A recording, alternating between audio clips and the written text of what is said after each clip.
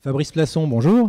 Oui, bonjour Didier. Vous êtes le PDG d'Amoeba, vous êtes au forum Ports en Parc, vous rencontrez des investisseurs.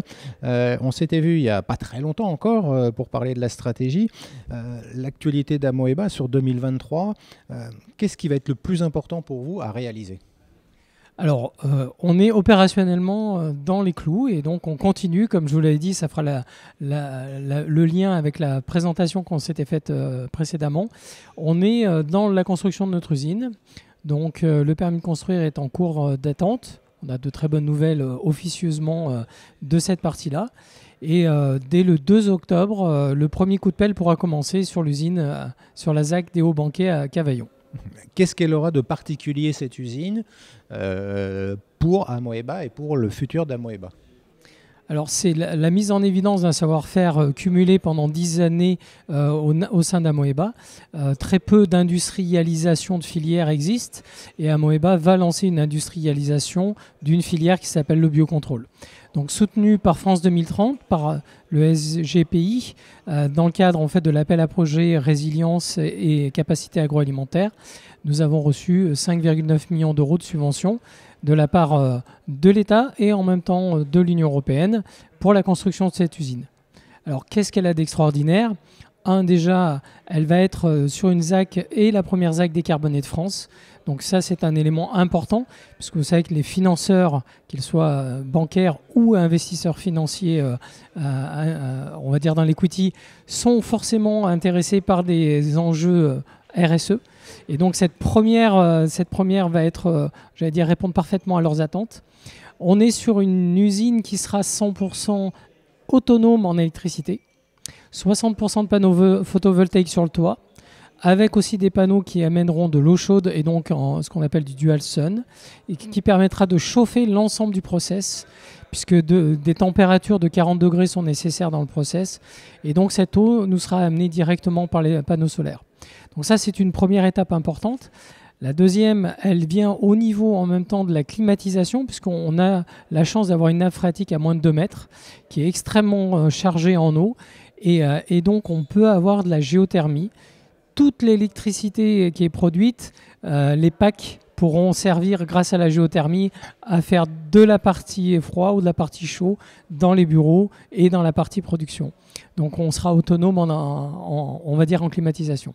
Ça, c'est effectivement intéressant, au-delà d'Amoeba, bien entendu, mais pour Amoeba aussi, de savoir que oui, on va avoir ce type d'usine, c'est possible.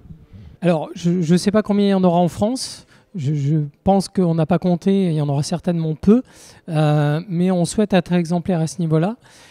Il y a une dernière chose, c'est que nos déchets ne sont plus des déchets, mais sont des produits, puisque tout ce qui est produit par Amoeba sera revalorisé en méthanisation.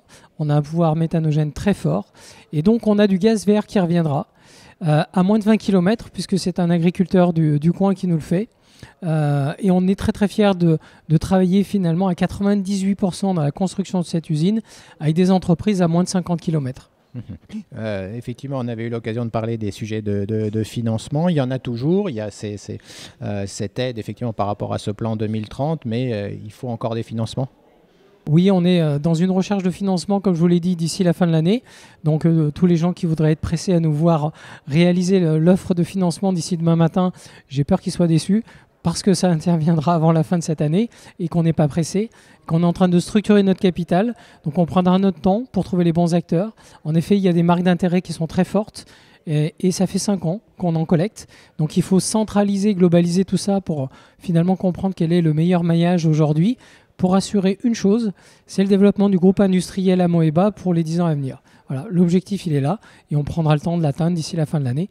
Mais je vous le dis, pour l'instant, l'intérêt est présent. On parlait des investisseurs. Il y en a qui, comme moi, ont pu voir un certain nombre entre guillemets d'informations, je mets volontairement les guillemets, concernant le savoir-faire d'Amoeba dans certains domaines, comme par exemple la vigne, disant que finalement, ce qui est en train de faire Amoeba ne fonctionne pas. Qu'est-ce que vous dites aujourd'hui ? Est-ce que ça pouvait rappeler où vous en êtes justement ? Alors, j'engage premièrement tout actionnaire à venir à l'AG. Parce que quand on veut avoir une question, il vaut mieux aller à la source pour avoir la réponse. Et la réponse, vous l'aurez toujours en AG. Nous sommes bienveillants avec vous. Venez à notre AG, nous vous accueillons et si vous avez une question, on répondra à cette question. Et je crois que la meilleure source d'alimentation, c'est sans filtre, ce qui vient de l'entreprise. Donc, qu'est-ce qui se passe au niveau d'Amoeba? On a démontré 2 choses qui sont importantes. Premièrement, qu'avec le cuivre, on a une complémentarité qui nous permet d'utiliser le cuivre à petite dose. Donc, on divise la quantité de cuivre par 2. On met la moitié de notre produit et les 2 combinés font en termes d'efficacité plus efficace que le cuivre à 100%. Donc on potentialise l'effet du cuivre en diminuant la dose du cuivre par 2. Et tout ça avec la moitié de notre dose à nous. Donc très clairement, notre produit avec le cuivre, ça marche très très bien, ça potentialise même l'effet du cuivre. Et ça, c'est une chose qu'on a démontrée depuis plus de 3 ans au champ. Dernière chose qu'on a annoncée en communiqué de presse, si on prend une autre molécule chimique, une molécule qui appartient à un groupe qui s'appelle Nissan, et pareil, exactement la même chose. On met la moitié de ce produit chimique, la moitié de notre produit, et à la fin, on a un meilleur résultat d'efficacité que le produit chimique seul à 100%. Vous allez rire, c'est exactement ce que l'Union européenne essaye de faire, c'est-à-dire réduire les phytos de 50%. Donc j'engage nos actionnaires à lire les communiqués de presse et à venir nous voir. Le mot de la fin rapidement. Bien sûr, la construction de cette usine et les financements à venir, ça va être vos priorités de cette année. Clairement, oui, vous l'avez compris, d'ici la fin de l'année, on va rester sur une alimentation financière, mais en structuration, on va dire, équilibrée entre l'equity et le bancaire.